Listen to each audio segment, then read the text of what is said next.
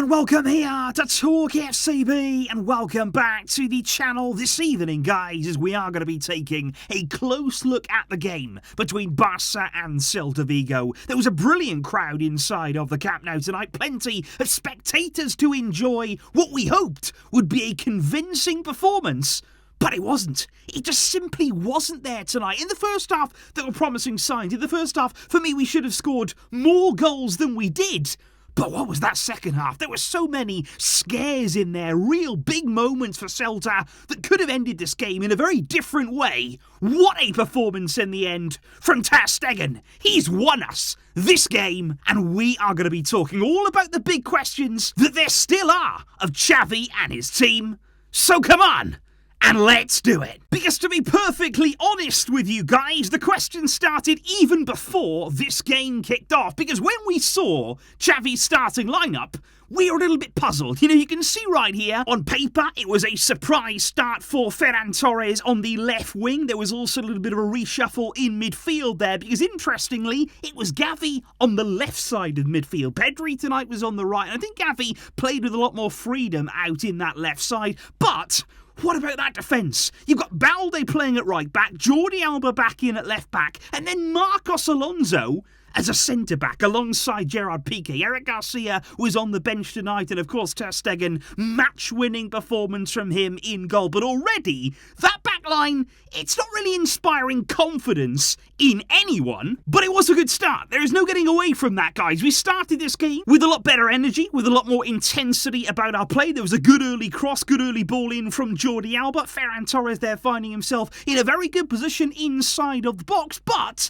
he just makes no connection at all, nothing there at all on the finish. It was a great chance early in the game for him, which could have set the tone for his confidence, but it was another one that went begging. Rafinha had a brilliant shot there from long range. We took a free kick short there. It was a long way out. This is from really long range. Rafinha takes it on, and I'm glad he did. We need to see more of this at Barca, whereby you're in that kind of position. There's so many bodies ahead of you. The ball is moving. The goalkeeper is unsighted. Why not have a go? Why not here? Just try your luck, and it very nearly paid off. It was a brilliant stop in the end from the goalkeeper, but that was a good moment there from Rafinha. After that came another big chance for Ferran Torres. This is a brilliant pass in, first time ball from Sergio Busquets. Ferran opens up his body, but he doesn't really do enough with it. Not enough conviction behind it, not enough power on the strike to beat the goalkeeper there. Rafinha tries to get to the rebound, but he couldn't quite get there, and it was another one of those nights for Ferran. And even inside of the stadium tonight, inside the Camp Nou,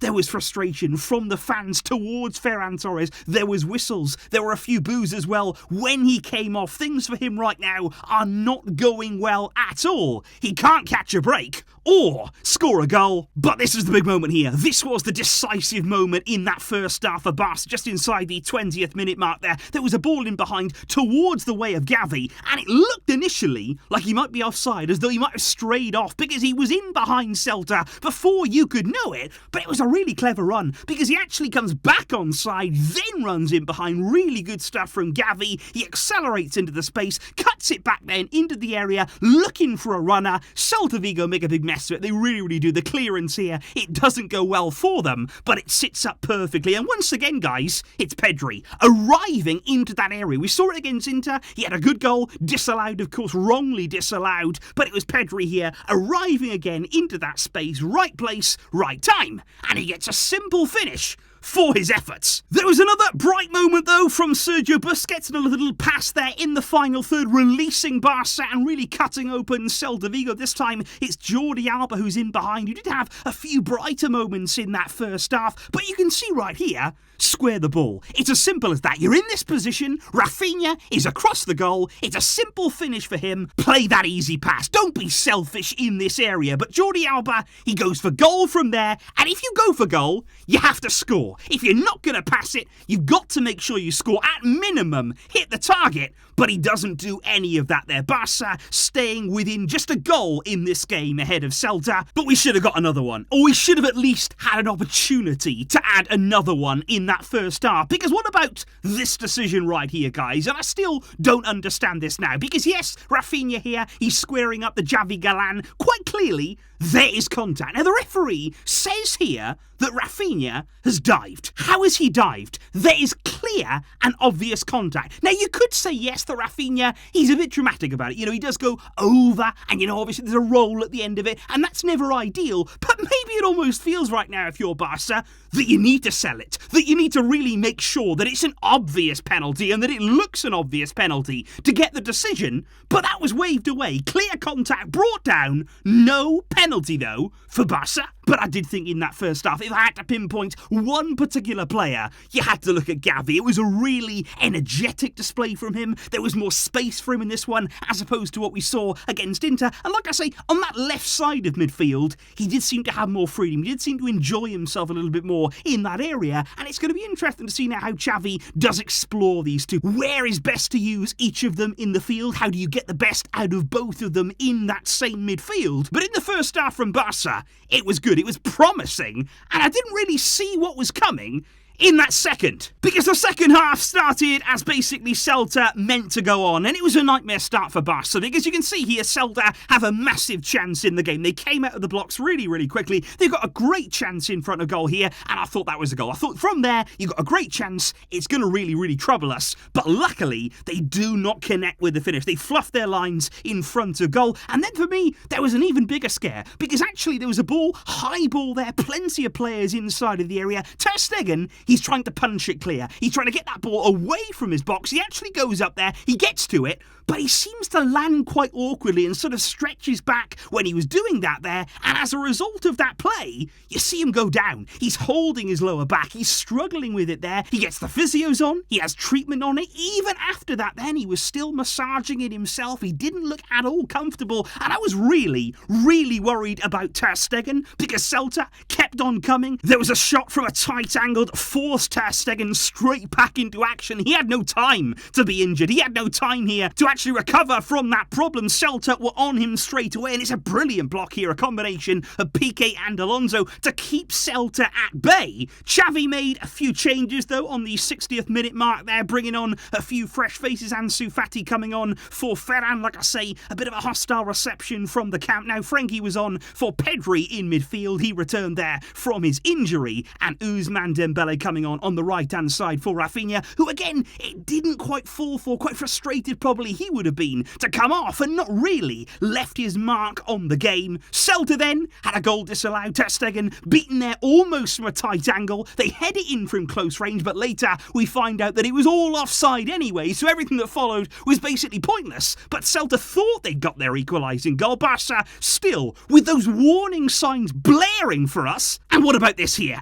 As the game now starts to wind down, as we start to get into the real crucial stages of it, the one man that you don't want to leave free in the box, the one man that you don't want to have this amount of room in your penalty area, it's Aspas. He gets the space there. He's got it out of his feet. I'm thinking for sure now it's a certain goal. Just put me out of my misery.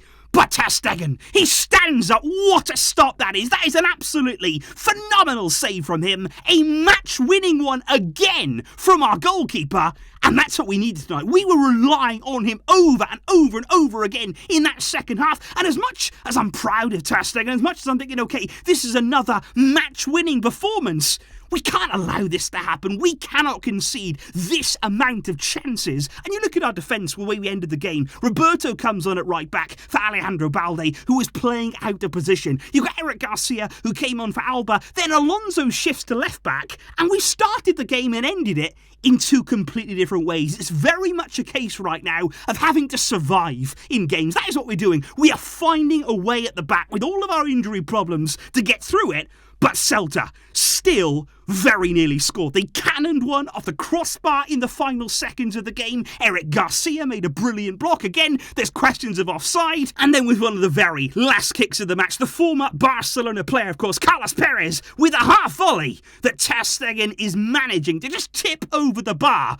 Our hearts were in our mouths. At the end of the game there, we were struggling for breath. We didn't think we were going to get out of this game alive with the 3 points. But in the end, we have done. But oh, it wasn't convincing, was it? It was a real struggle out there tonight. And as the table says, we are still top. This is still a very big 3 points. It's still an important win. Of course it is in our season. But ahead of the Clásico, and not just thinking about that, of course, but the Champions League next week, the decisive game against Inter, it's not really what we wanted. And I think right now, looking at this team, looking at Xavi, looking at the way that we played tonight, if there's one player that I just want to come back, that I need back in this team, it's Jules Koundé. Because if we can get him back, and of course one player, he's not going to solve everything. Everything's not going to change overnight with just one player back in. But if we could just have him back, I think he gives us so much there. Whether it's as a centre-back, solidity in that area, or as a right-back, it's so important that we have him available again. That shouldn't be too far away. And that's going to be critical in the week to come. Please do let me know, guys, all of your thoughts in the comments down below. What did you make of that performance tonight from Barca, especially the first half, the chances that we created? Robert Lewandowski, very quiet he was tonight. But what about that second half? Ter Stegen, the brilliant save that he was making, but we allowed it to happen far, far too many times. Please let me know all of your thoughts down below. Ahead of a big week, what do you anticipate to come? I will see you soon with more videos and all of the build-up. It's going to be big and it's going to be intense. We have to step it up. Thank you for watching, guys, and for all of your support. But until next time, as always, Visca El Barça.